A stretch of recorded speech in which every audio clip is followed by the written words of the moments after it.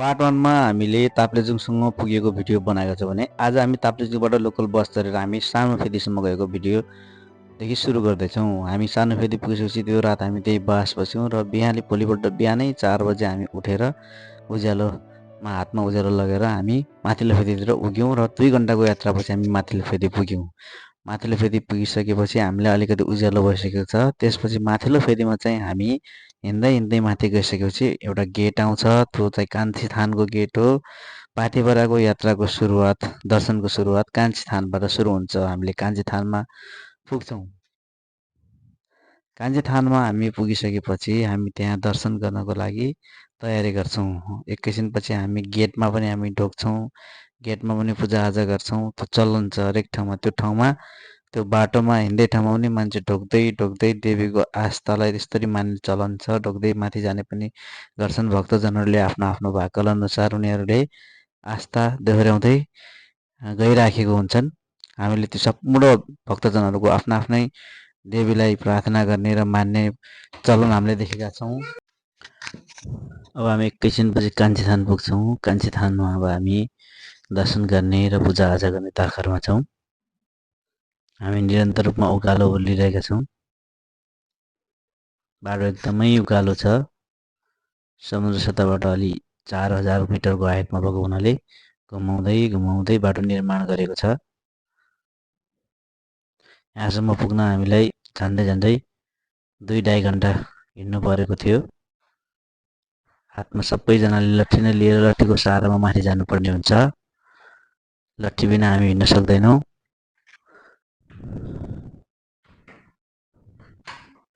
अब हामी कान्छी थान पुग्नै आँटेको अवस्था हो। सबैजनाले हातमा लट्ठी लिएर जानुपर्ने हुन्छ। हिँड्न नसक्ने मान्छेहरूको लागि त्यसरी बोक्ने व्यवस्था पनि छ। अहिले जसरी बोकेर जानुभयो नि मान्छेहरूलाई बोक्ने व्यवस्था छ।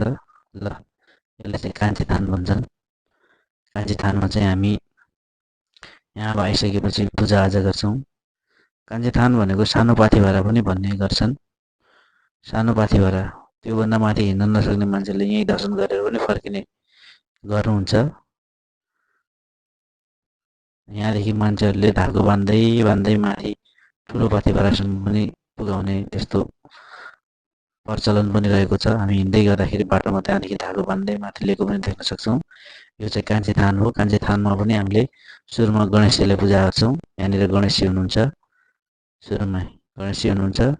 त्यसपछि त्यहाँ पनि विभिन्न देवी देवताहरू, ग्रहहरू, नवग्रहहरूको पूजा गर्नुपर्ने पनि प्रचलन छ। यो खासै यहाँ कुनै एउटा ठुलो भौतिक संरचनाहरू नभए पनि प्राकृतिक रूपमा जस्तो स्वरूपमा उत्पत्ति भएको छ त्यस्तै स्थानमा मान्छेहरूले पूजाआजा गर्छन् र आफ्नो आस्थालाई यहाँ समर्पण गर्नुहुन्छ। हामी करिब 15-20 मिनट लगाएर हामी यहाँ पूजाआजा गऱ्यौँ। एकछिन हामीले आराम पनि गऱ्यौँ। सबैजनाले कान्छी थानको लागि भनेर चढाउनको लागि सबैजनाले फुल प्रसादहरू लिएर आउनुभएको हुन्छ। त्यसपछि हामी उक्लिँदै जाँदाखेरि बाटोमा लाली गुराँसहरू फुलेका सिनहरू देख्यौँ। धेरै मजाको विभिन्न थरीका लाली गुराँसहरू फुलेको हामीले देख्न पायौँ। एकदमै रमणीय ठाउँ थियो त्यो। लाली गुराँस फुलेको, वसन्त ऋतु, हरियो पालोहरू पलाएको, फुलहरू फुल्न थालेको, सबै कुराहरू हामी हेर्दै गयौँ। अब हामी अझ योभन्दा अलिक कठिन खालको उकालो उक्लिन थाल्यौँ। एकदमै उकालो। यो ठाउँमा हिँड्दाखेरि हामीलाई एकदमै गाह्रो भएको थियो। हामी हिँड्दै बस्दै गरेर तपाईँहरूले देख्नुहुन्छ त्यहाँ धागो बाँधेको छ नि, त्यो कान्छी थानदेखि सानो पाथिभरादेखि बाँधेको धागो हो। त्यो माथि नैसम्म छ। उतापट्टि रुख काटेको छ, त्यो केबल कारको लागि भनेर पनि रुख कटान भएको छ। त्यहाँ केबल कार बन्ने कुरालाई लिएर विवाद हुँदा अहिले त्यो काम सुचारू त हुन सकेको छैन, तर पनि ती रुखहरू चाहिँ काटिएका छन्। त्यहाँ काटेका रुखहरूको व्यवस्थापन गर्ने काम चाहिँ त्यो भइराखेको थियो। मान्छेहरू चाहिँ सब आफ्नो गन्तव्यतर्फ हिँड्न बिजी हुनुहुन्थ्यो। हामी पनि त्यसरी नै अगाडि बढिराखेका थियौँ। आराम गर्दै लेक लाग्ने डरले सातुहरू, मुख फुटेको मुखहरू, अदुवाहरू कपुरहरू सुन्दै सबै कुराहरू खाँदै हामी हिँड्दै थियौँ। बिस्तारै बिस्तारै हाम्रो यात्रा माथिल्लो फेदीबाट पनि अझै माथि पुग्यो।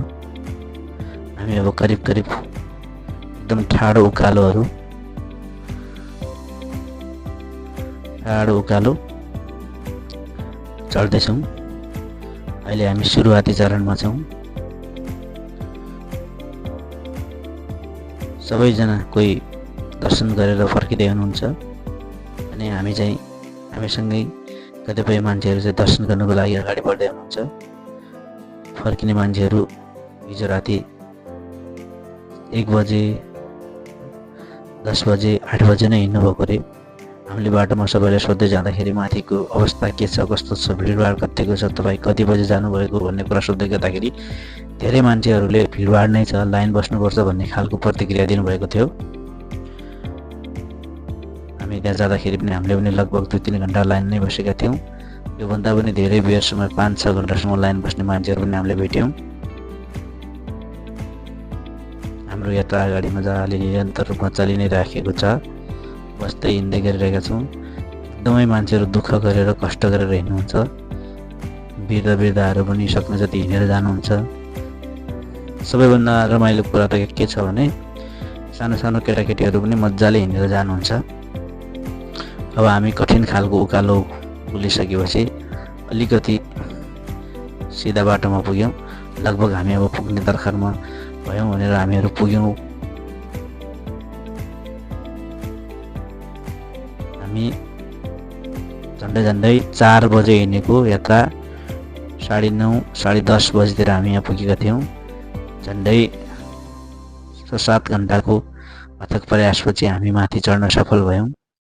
यी चाहिँ साना साना घरहरू जो छन् यिनीहरू चाहिँ यहाँ पुजारीहरू बस्ने, सम्पूर्ण सरसामानहरू राख्ने यी कुटीहरू हुन्। यहाँ चाहिँ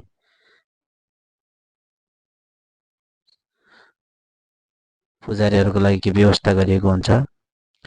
अब हामी बिस्तारै गेटतर्फ लम्किन्छौँ। त्यहाँ पुगिसकेपछि एकछिन हामी के आराम पनि गर्छौँ। त्यतातिर धेरै भिडभाड पनि देख्यौँ हामीले। प्रसाद वितरण पनि भइरहेको छ। मान्छेहरू जाने गइराख्नु भएको छ, आउने मान्छे आइराख्नु भएको छ।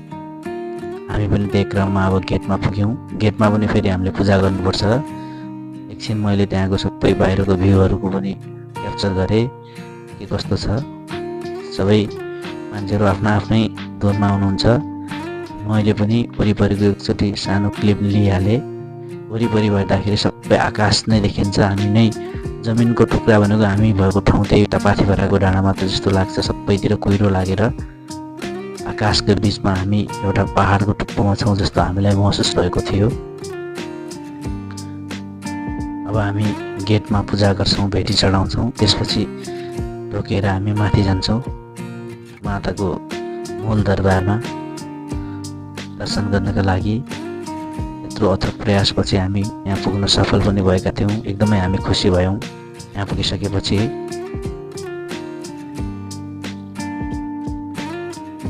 अब बिस्तारै हामी लट्ठी चाहिँ गेटमै राखेका थियौँ। यो चाहिँ त्यहाँबाट लिएको भ्यू हो। हेर्नुहोस् त कस्तो राम्रो भ्यू छ।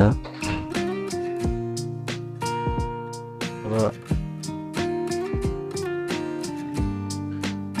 सबै पहाडहरू एकदमै तल देखिराखेको छ। हिमालहरू पनि यहाँबाट कस्तो राम्रो देखिन्छ, कञ्चनजङ्घा हिमालहरू। तर आज कुहिरो लागेको भएर खासै सबै हामीले देख्न सकेनौँ।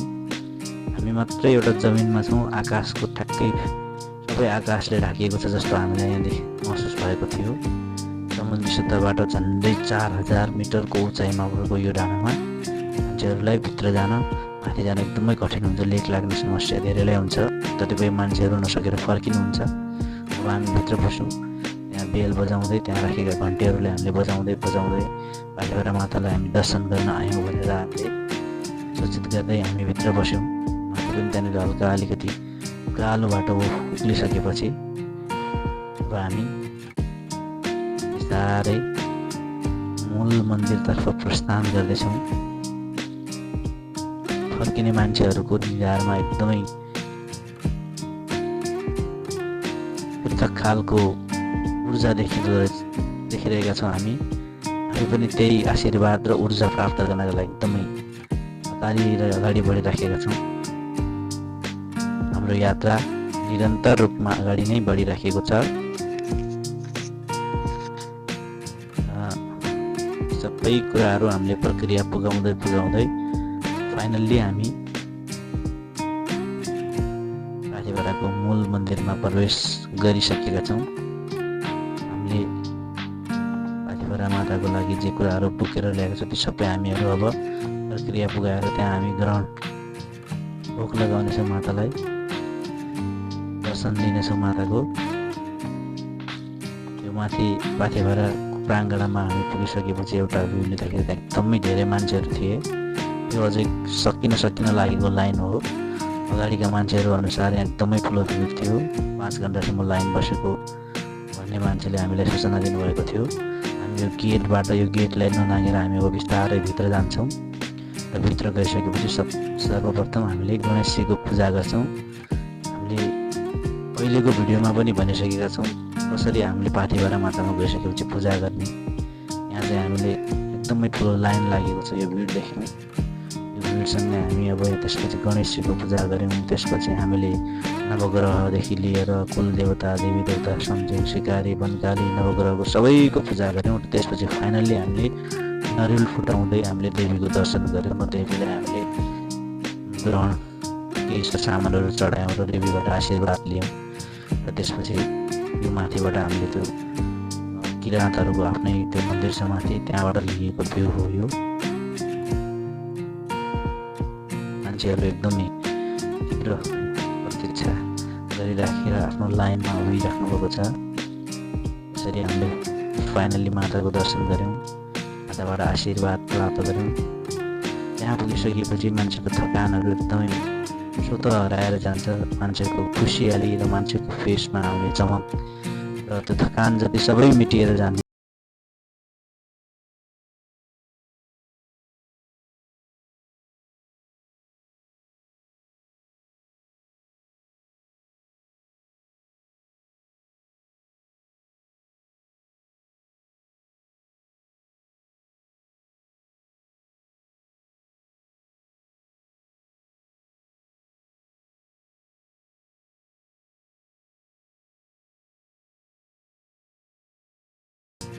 बाटोमा गरेको त्याग, सङ्घर्ष सबै भुलाएर खुसीको क्षण मात्र हामीलाई याद भयो।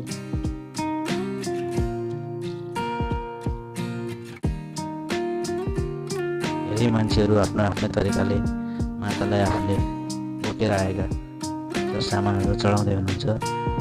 हामीले पनि यसरी पाथिभराको हामीले दर्शन गरिसकेपछि हामी अब फेरि आफ्नो गन्तव्यतर्फ ओर्लिन थाल्यौँ।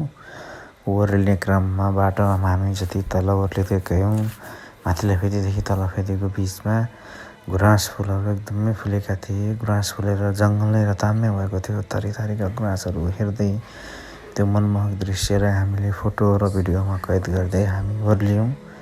एकदमै रमाइलो दृश्यहरू थियो। सबैजना मान्छेहरू पनि फोटो खिच्दै रमाउँदै अघि बढिराख्नु भएको थियो।